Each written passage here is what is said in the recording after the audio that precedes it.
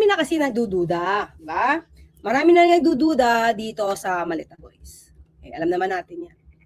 At ang isa sa kanilang inintriga, at siguro alam naman natin kung bakit kailangan ilagay ang picture ni Ms. Sharon Cuneta at ni Senator Kiko Pangilinan dahil hindi parte ng grupo ni Senator Alan Cayetano, si Senator Kiko. Okay? So, sa hindi po nakakita kung paano pinasok sa intriga, no? Itong si Senator Kiko at saka si Ms. Sharon Cuneta, pakita natin mga share ko lang ha. Okay, ito start. Wow, ligawan, di ba? Wow, di ba? Bakit? Kasi nandiyan si Senator Kiko. Si Senator Kiko ay hindi kumampi sa grupo nila Senator Alan Cayetano. Tapos, mga tandaan nyo, ang tumitimon dito, hindi media. When in fact, mga clear sa akin lang, sabi nga nila, baka ito yung huli naman yung pagkakataon para madinig itong Maleta Boys. Diba magandang oportunidad ito para sabihin nila, para hindi nila masabi na to ay mga binubusalan. Diba, magandang pagkakataon ito na sila ay matanong mismo ng mga taga-media. Pero anong ginawa dito mga ka-clear? Ang tumimon, ang nagtanong-tanong, ay walang iba kundi si Mike Defensor. Si Mike Defensor, na alam naman natin ang plano. Alam naman natin na gusto niya nang paupuin now na si VP Sara bilang Pangulo. Ngayon, siya ang tumitimon dito at walang media na nagtatanong. So, tingnan natin mga ka-clear ha. So, nung pinakita yung picture, sigawan yung mga tao. Diba? Pakita pa lang yan mga ka-clear at nanggagaling yan sa Maleta Boys. Ang isip ng tao ngayon, involved sila sa Maleta. Diba? Ito nga mga ka-clear, ang dapat na itawag dito, tanim maleta. Pagkaaway ka, tanim maleta. Kung dati, panahon ni dating Pangulong Duterte, tanim droga, tanim ebidensya. Diba? Tanim intriga, ngayon, tanim maleta. Pag hindi ka kakampi, may maleta ka. Yan, no? Kasama intriga dyan. Okay, let's go.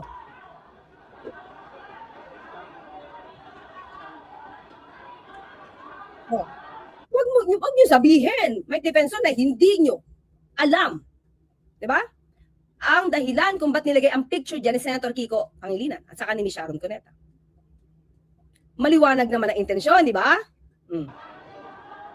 Sino yung mga nasa likod ng mga nakapis? Sige, go, San. Yan po yung mga may empleyado ng Matsi, sir. Nang? Matsi. Napagawayan ni Bustante po. Ano pakiulit, Mars? Yan po yung mga empleyado ng Matsi na tinatawag na Mitsubishi Aviation and Development Corporation. Okay, thank you. Fast forward na natin.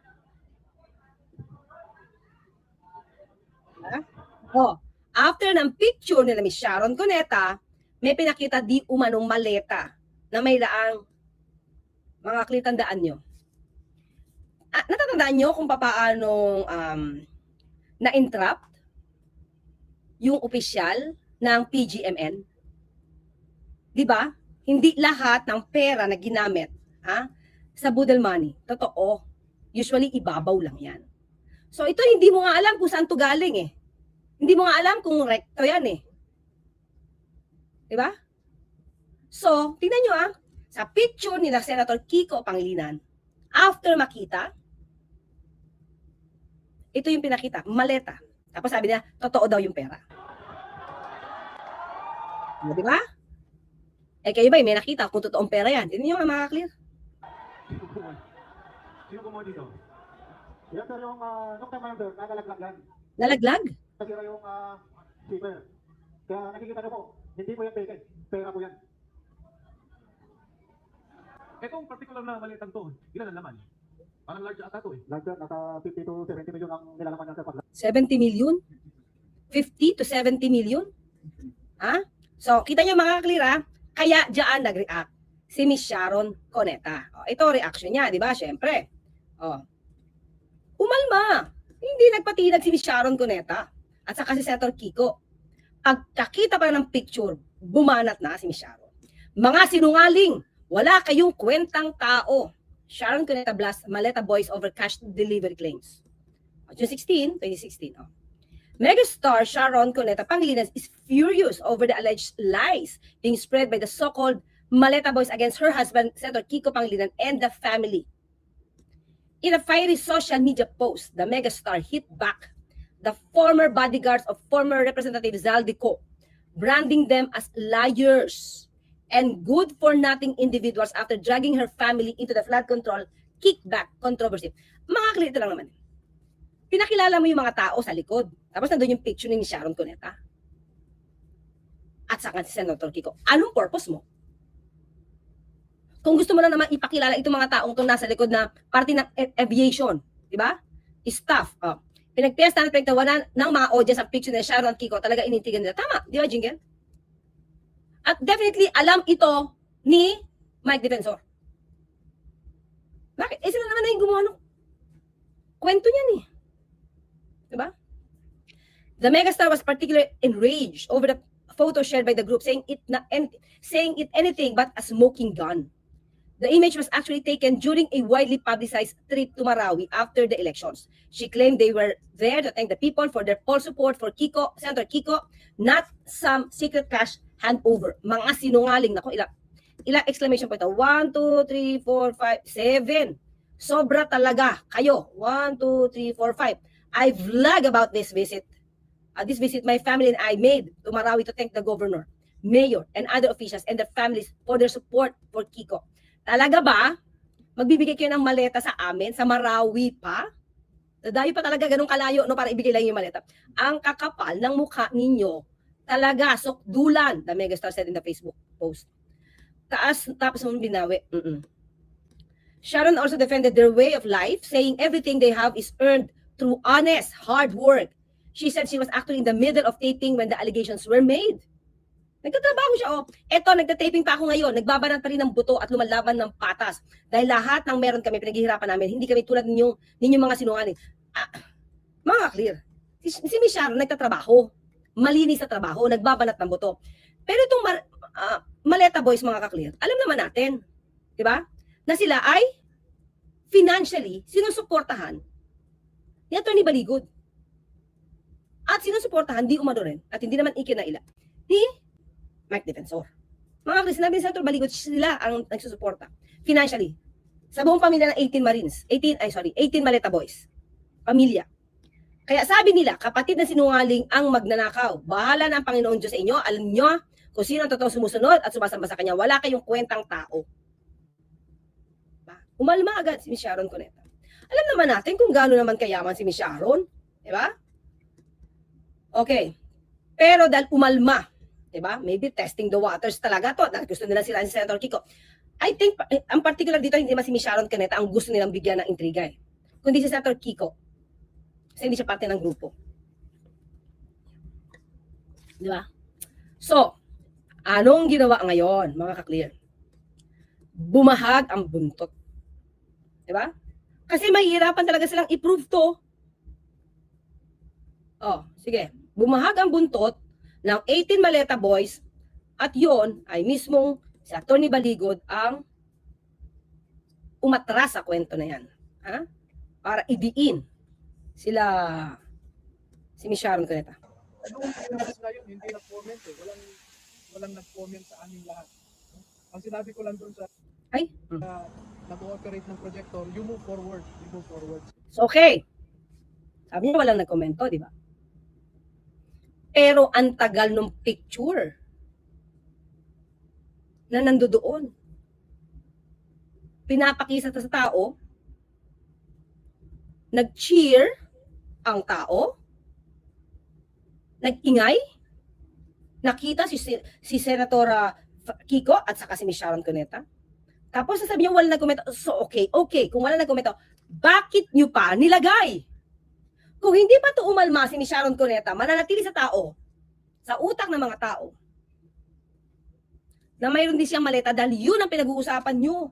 After mag-picture, makita ang picture ni Miss Sharon Cuneta, pinalabas niya may maleta na pera. Or di umanong pera kasi may mga blue pero hindi pinakita ang pera mismo yon. Bundles of papers. Tapos sabi niya pera yon, di ba? What's the point? Kahit sabihin ni Senator, ni Atty. Baligo na wala nagkomento, ba't ang tanong, what's the point?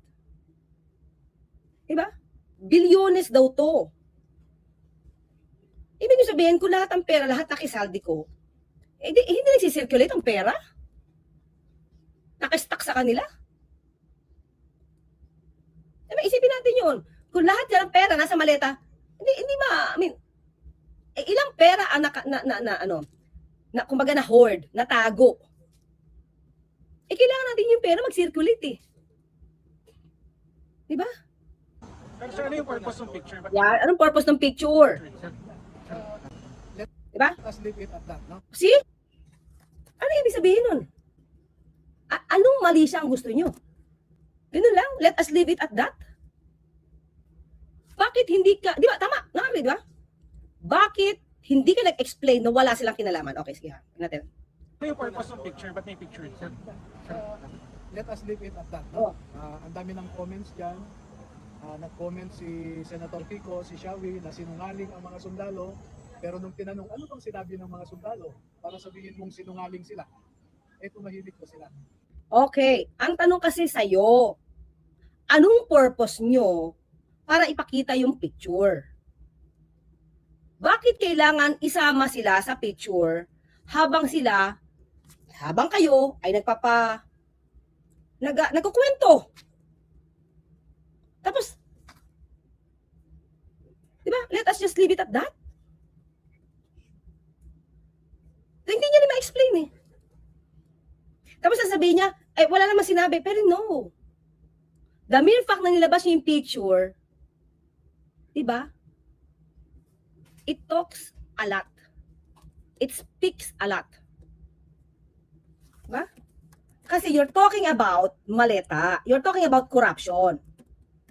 And then, there you go. You will show, diba, the picture of Senator Kiko, Sharon Cuneta, and then after that, diba, you will show maleta allegedly containing millions of pesos. So, diba, yun lang yun eh. Kung wala pala kayong purpose, at wala naman kayo ibinibintang sa mag-asawa, why do you have to show it? Why do you have to show it? Tapos ngayon tatanungin, let us just leave it at that? Diba? Sige, tuloy tayo. Pero hindi sila tumanggap, sir. I cannot answer that for now. Oh! Pero hindi sila tumanggap. I can't answer that for now. So may pagbibintang pa rin. So, what was the intention, sir? Bakit sila nasama doon sa presentation na ipapakita? No, don't put any malice siguro. Lumabas yung picture doon because maraming mga pictures ito, no? Malamang yung gumawa ng presentation na isang staff nila ay naisama yun. So anong ibig mo sabihin? Liwanagin mo. Diba? Excuse ni Baligot, hindi daw siya nag-prepare ng pictures. Siya yung abogado tapos hindi niya alam yung ilalabas ng mga clients niya. Ginagawa naman niyang tayong GA. Grabe, Nonoy DL. Tama. Tapos, natanong siya, kung hindi naman daw tumanggap, hindi niya masasabi. So, hindi pwede sabihin yung walang purpose yun. Kasi, sa kanila, lahat ng pictures na kung pwedeng idawit ang lahat, especially mga kalaban, ilalagay nila yon. Ang problema, hindi nila ma-explain. Kasi, umalma agad si Sharon Cuneta. So, tanong, tumanggap ba? Diba kaya, yung picture na yan, siguro medyo nabutata sila doon mga kaklir. Na-block sila. Yan ay parte ng pasasalamat namin sa Marawi. At na-vlog ko yan. Nandiyan yung kwento na yan. So hindi kayo pwedeng gumawa ng intriga dyan. Hindi kayo pwedeng gumawa ng intriga dyan. So siguro hindi nila alam na na-vlog ito ni Sharon Cuneta. Balak siguro lang gumawa ng kwento dito sa pictures na yan. Sa picture na yan. Then nabuliliaso sila. Diba? Huli. So, kaya sabi na lang nila, let us just leave it at that. Wag na ay naisama yun. No? Staff po nito, sir. Diba? Ito yung sinasabi natin eh. You have all the opportunities to explain. Diba? Tapos natatanong nyo yung, media dapat nga hindi tinatanong si abogado eh. Dapat ang tinatanong nyo yung 18 Maleta Boys eh. Mismo ang abogado niya, hirap na hirap mag-explain eh. Siya nga yung gumagamot sa kamalian at mga butas-butas na kwento ng Maleta Boys. Tapos ito, hindi niya din ma-explain. Diba? That's the point. Ako mag-ascribe kung sino nagkamali doon. Can you Pero sir, hindi pa categorically proof niya deny? na-prepare na. Hindi kami ang nag-prepare na. Nag-submit lang kami. Pero sir, can you categorically Tama, di ba? Nonoy DL, abogado ka. Tapos you're ready? You're ready? Sana, di ba? Nung kumatutuloy yung bogus Blue Ribbon Committee hearing, ready sila, di ba? Tapos sasabihin mo, you did not prepare for that? You did not prepare the pictures? You did not prepare for the slides? Akala ko prepared kayo. categorically deny or confirm kung anong meron ba talagang tinanggap? As I said, let us leave it at that, the issue. O, di ba? Ang labo. With that, mga kaklis, again, with that, mababago ang kwento nito. Pag hindi tinanggap ng tao ito, sabihin nila hindi. Tapos pagkakalaban nila Senator Kiko, sabihin nila kasama. Ganon ang kwento. Diba, kapani-paniwala ba yun? Diba? Kapani-paniwala ba yun? Ikaw, kinausap ka ng lawyer mo, hindi mo masagot. Ay, sorry. Ikaw na kinausap ka ng kliyente mo, hindi mo masagot.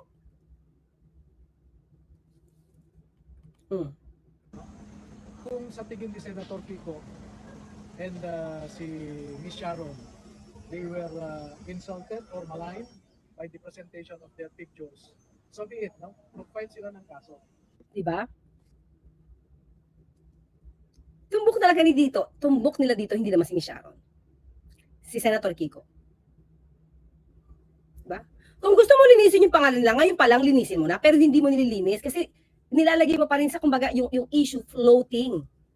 Depende sa magiging depende sa mangyayari sa susunod na kabanata. 'Di ba? Pwede lang tanggalin, pwede lang linisin, pwede lang idiin, depende sa sitwasyon. Ganon ang kwento ng Maleta Boys.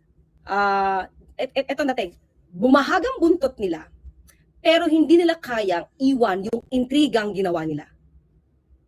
Sabi ko nga, hindi target dito si Miss Sharon Cuneta. Ang target nila dito si Senator Kiko Pangilinan. Kasi hindi ito kasama sa Cayetano Block. Kaya nila pinakita yung picture na yan. And, even if they showed this picture, what did they prove? Nothing. Diba? Nothing. Intriga lang talaga sila.